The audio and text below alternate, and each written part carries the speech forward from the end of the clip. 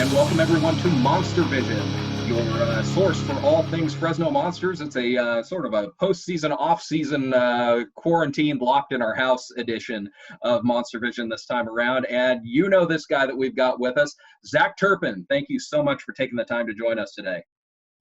Thanks for having me. So first off, how are you? How's the family? You guys are all, I presume, pretty much having to shelter in place too, but everybody's well? Everybody's doing all right? Yeah, we're all doing great. That's good. That's good. So the season didn't end the way any of us wanted it to, with the playoffs getting canceled and whatever. You guys were really on a roll at the end of the season there. Yeah, it felt like it was our year, but it sucks the way it ended. But everyone had to deal with the same thing, so it's is what it is. Sucks, but yeah, definitely. So going into the season, we know that you had some pretty lofty goals there. I understand there was a little bit of a bet with Jeff Blair about what you were going to do this year. Tell us a little bit about that. Well, came in and was like, well, I'm going to beat Dalen. So, and he said there's no way I was going to do it. So all year I was just saying I was going to do it, calling Dalen man an average. At first it really got to him, and I started to get behind it. Well, we didn't quite get to that point, but you definitely had a very good season. Wound up 8th in the league in scoring, 46 goals, 46 assists. Not bad at all. Certainly nothing to be ashamed of there at all. And missing some time, maybe you would have gotten there without breaking that. Was it your finger or your hand midway through the season? It was my hand. Yeah. Yeah. Talk a little bit about how that happened and how you come back from something like that. Well, I went to block the shot and it hit me right on the top of the hand, and I went down and got it and made a play on the 2-on-1, and then I got back to the bench. My hand was in a lot of pain all of a sudden, and I couldn't move the pinky, and so I tried to play the next period, and then got off, and it was just I couldn't move it, and then went for x-rays, and it was broken straight through, and I was out for a bit, and then when I got the cast put on, the doctor was comfortable with me playing, so I got Gumper to construct a glove where it put the 2 fingers together, and then I just had the 3 fingers to play with. So with 3 fingers and no wrist movement on my top hand, it was pretty difficult to play with, but made do. I could definitely tell that stick handling and shooting was very hard, but you were in there. How long after the cast came off and everything, how long did it take to get your strength back to where you felt like you were, all the way back? Because it seemed like the last maybe series or 2 of the season, you were really, almost back to 100% and seeming like things were, all systems go there. But how long did it take you to get back to normal? Well, it took like a week or 2 for the muscle pain to go away. And it's kept getting better and better. Like even today, I noticed it a little bit, but once the muscle pain went away, it really just went back to normal, and then strengthening it came as it went. Now you played a lot with Narek Alexanian this season. Talk a little bit about him and what you look for ideally in a line mate. You guys seem to have a pretty good scoring touch back and forth there this season.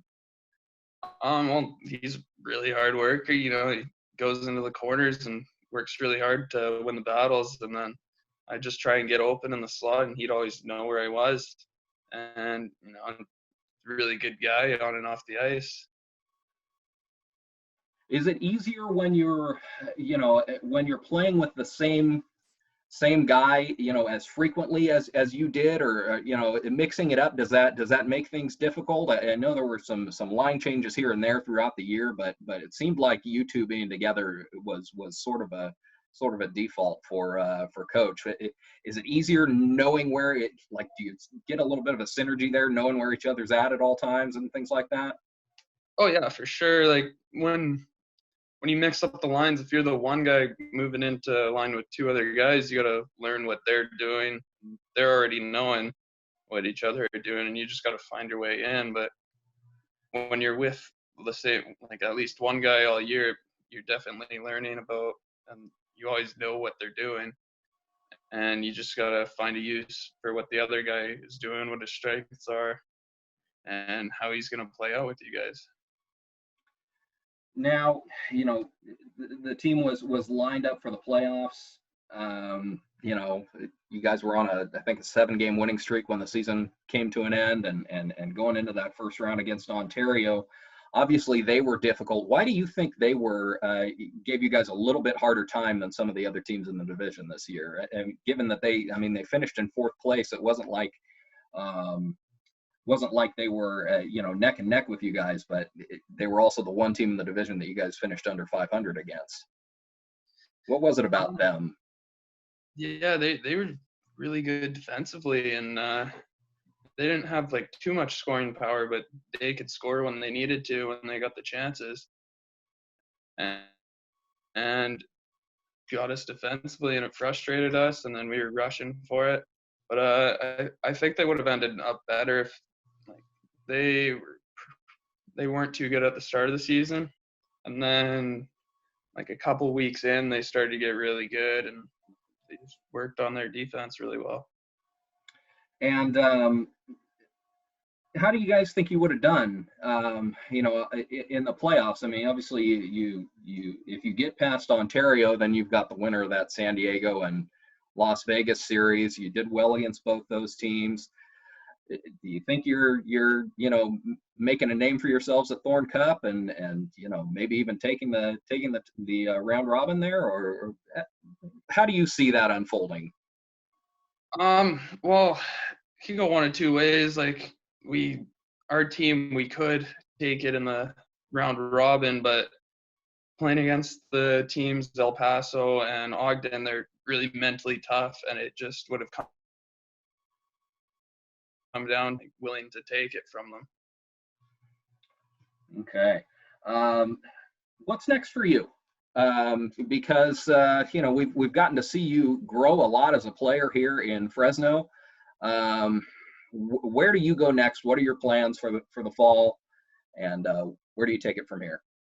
Right now I'm waiting to hear back from some pro teams, see if I can get on there down on the southern side, but if not, I got a couple schools looking at me that hopefully I can get on with. So kind of see, it's kind of not many people are talking right now with this whole coronavirus. Yeah, everything's kind of on hold. One of the things that we've talked a little bit about through the season with some of the guys has been the importance of having your family behind you, because you guys are coming from all over the place to Fresno here, and folks back home watching you guys play on Black Dog and things like that. And I'm of the opinion that your mom in particular should probably have had like an executive producer credit on our broadcast, because she was always there. If something went wrong, she was one of the first to let us know, hey, that there's no audio or whatever.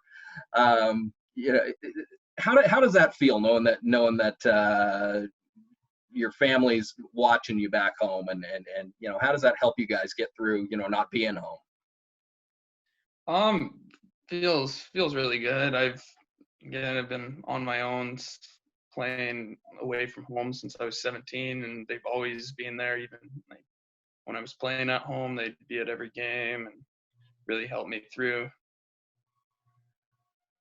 Well, that's great. Zach, thank you so much for taking the time. And of course, we wish the season would have ended a little bit differently. We should still be watching you guys play hockey, as far as I'm concerned. But we'll pick it back up next season. And I know we gave you a little bit of a bad time last episode. Thank you so much for taking the time today. We like to tease the guys whenever we can. Stay tuned with us here on MonsterVision. During the off season, we'll have lots of great content coming for you. But Zach, thank you so much for taking some time out of your day to spend with us. Hopefully we can catch up with you in the fall and see what you're up to. Thank you. Great. Thanks so much. And thanks for tuning in. We will see you next time here on Monster Vision.